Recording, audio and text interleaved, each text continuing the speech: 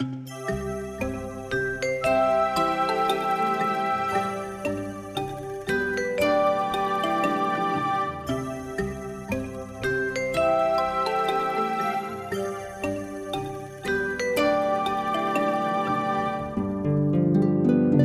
to the marvelous land of Oz.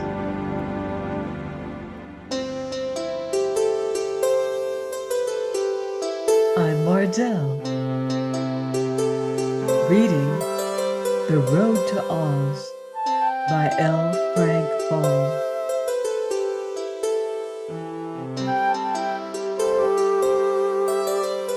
Chapter 22, Important Arrivals. First entered a band of Ryls from the Happy Valley, all merry little sprites, like fairy elves. A dozen crooked Knooks followed from the great forest of Burzee. They had long whiskers and pointed caps and curling toes, yet were no taller than Button-Bright's shoulder. With this group came a man so easy to recognize and so important and dearly beloved throughout the known world that all present rose to their feet and bowed their heads in respectful homage, even before the High Chamberlain knelt to announce his name. The most mighty and loyal friend of children, His Supreme Highness Santa Claus, said the Chamberlain in an awed voice.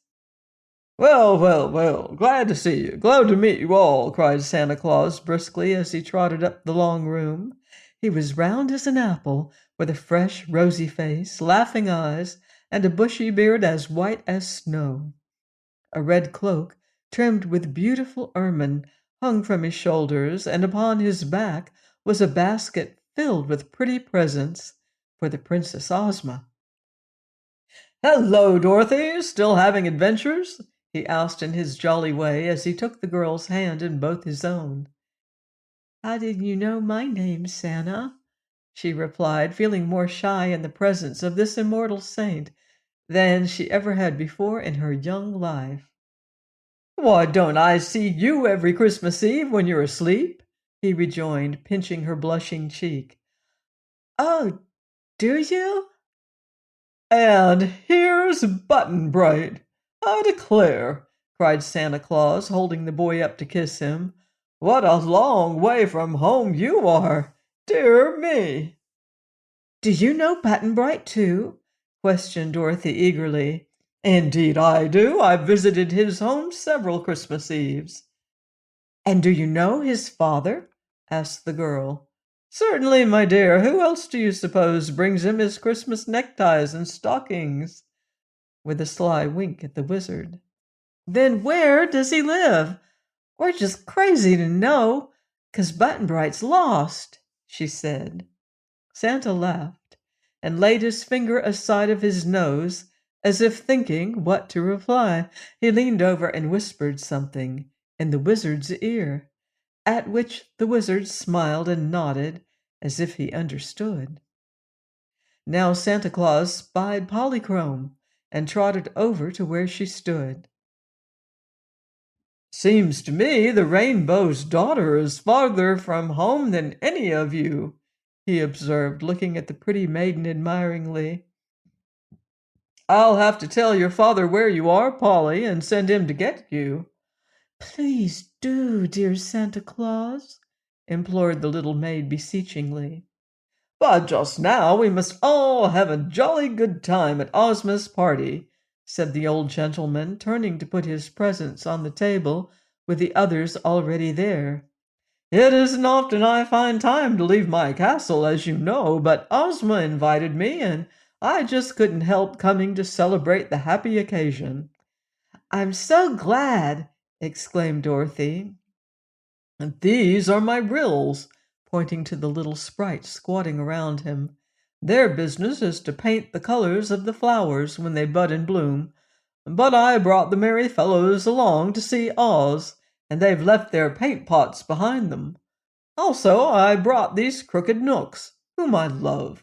My dears, the Knooks are much nicer than they look, for their duty is to water and care for the young trees of the forest. and they do their work faithfully and well. It's hard work, though, and it makes my nooks crooked and gnarled like the trees themselves. But their hearts are big and kind, as are the hearts of all who do good in our beautiful world. I've read of the Ryls and Knooks, said Dorothy, looking upon these little workers with interest.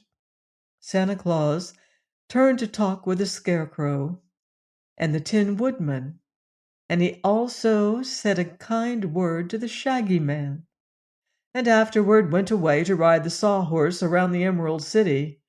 For, said he, I must see all the grand sights while I am here and have the chance, and Ozma has promised to let me ride the Sawhorse because I'm getting fat and short of breath. Where are your reindeer? Asked Polychrome. I left them at home, for it is too warm for them in this sunny country, he answered. They're used to winter weather when they travel.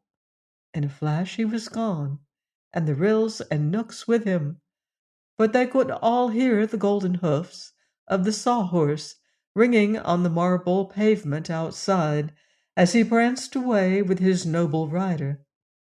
Presently the band played again, and the High Chamberlain announced, Her Gracious Majesty, the Queen of Merryland. They looked earnestly to discover whom this queen might be, and saw advancing up the room an exquisite wax doll, dressed in dainty fluffs and ruffles and spangled gown. She was almost as big as Button-Bright, and her cheeks and mouth and eyebrow were prettily painted in delicate colors. Her blue eyes stared a bit, being of glass, yet the expression upon Her Majesty's face was quite pleasant and decidedly winning. With the Queen of Merryland were 4 wooden soldiers, 2 stalking ahead of her with much dignity, and 2 following behind, like a royal bodyguard. The soldiers were painted in bright colors and carried wooden guns, and after them came a fat little man who attracted attention at once, although he seemed modest and retiring, for he was made of candy and carried a tin sugar sifter filled with powdered sugar, with which he dusted himself frequently, so that he wouldn't stick to things if he touched them. The High Chamberlain had called him the Candy Man of Merryland, and Dorothy saw that one of his thumbs looked as if it had been bitten off by someone who was fond of candy and couldn't resist the temptation. The wax doll queen spoke prettily to Dorothy and the others, and sent her loving greetings to Ozma before she retired to the rooms prepared for her. She had brought a birthday present wrapped in tissue paper and tied with pink and blue ribbons, and one of the soldiers placed it on the table with the other gifts. But the Candy Man did not go to his room, because he said he preferred to stay and talk with the Scarecrow and Tick-Tock and the Wizard and Tin Woodman, whom he declared the queerest people he had ever met.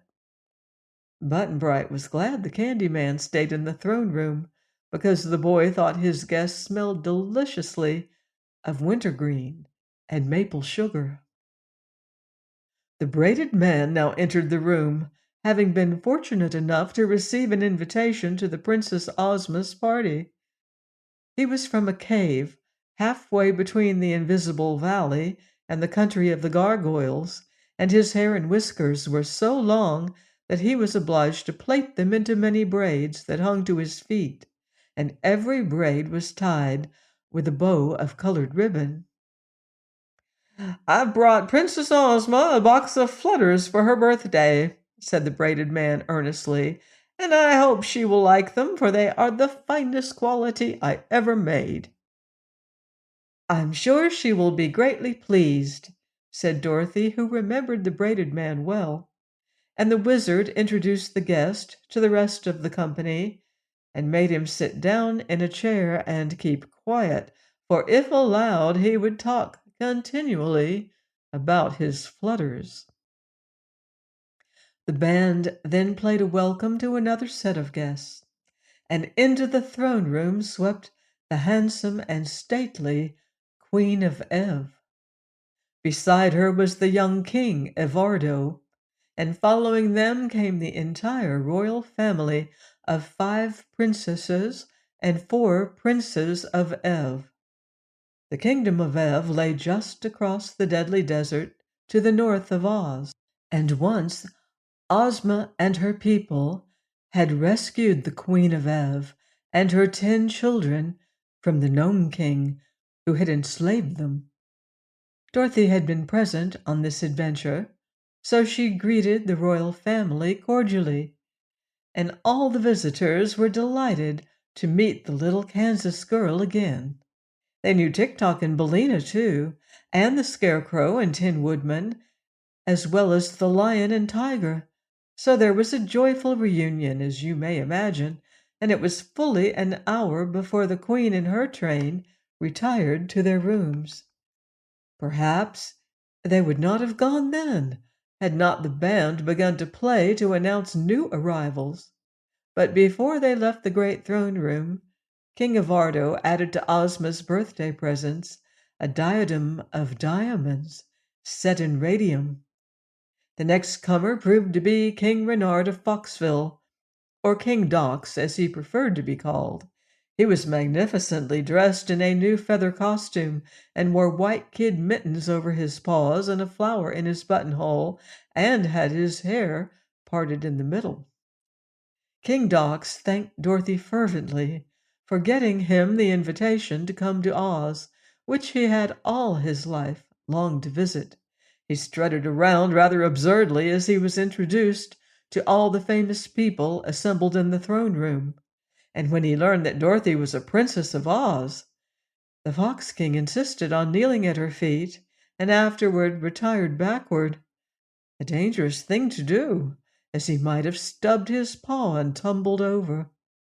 No sooner was he gone than the blast of bugles and clatter of drums and cymbals announced important visitors, and the High Chamberlain assumed his most dignified tone as he threw open the door and said proudly, "Her sublime and resplendent Majesty, Queen Zixi of Ix, His Serene and Tremendous Majesty, King Bud of Noland, Her Royal Highness, the Princess Fluff."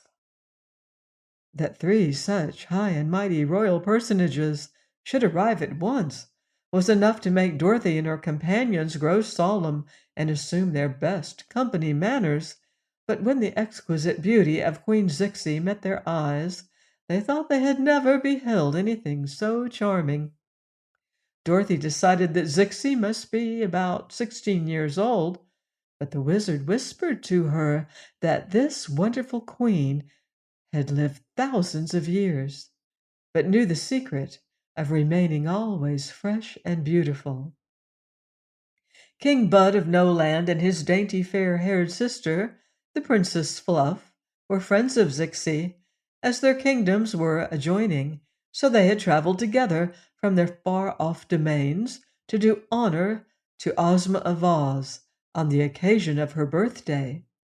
They brought many splendid gifts, so the table was now fairly loaded down with presents. Dorothy and Polly loved the Princess Fluff the moment they saw her, and little King Bud was so frank and boyish that Button-Bright accepted him as a chum at once and did not want him to go away. But it was afternoon now, and the royal guests must prepare their toilets for the grand banquet at which they were to assemble that evening to meet the reigning princess of this fairyland. So Queen Zixi was shown to her room by a troop of maidens led by Jellia Jam, and Bud and Fluff presently withdrew to their own apartments. "My, what a big party Ozma's going to have!" exclaimed Dorothy. "I guess the palace will be chock full, Button-Bright. Don't you think so?" "Don't know," said the boy. "But we must go to our rooms pretty soon to dress for the banquet," continued the girl. "I don't have to dress," said the Candy Man from Maryland. "All I need to do is dust myself with fresh sugar." "Tick-Tock and I always wear the same suits of clothes," said the Tin Woodman, "and so does our friend the Scarecrow." "My feathers are good enough for any occasion," cried Billina from her corner. "Then I shall leave you four to welcome any new guests that come," said Dorothy, "for Button-Bright and I must look our very best at Ozma's banquet." "Who's still to come?" asked the Scarecrow. "Well, there's King Kick-a-Bray of Dunkyton and Johnny Dewett and the Good Witch of the North. But Johnny Dewett may not get here until late. He's so very busy." "We will receive them and give them a proper welcome," promised the Scarecrow. "So run along, little Dorothy, and get yourself dressed." Please join me next time for more magical adventure here on the marvelous Land of Oz. Goodbye for now. See you in Oz.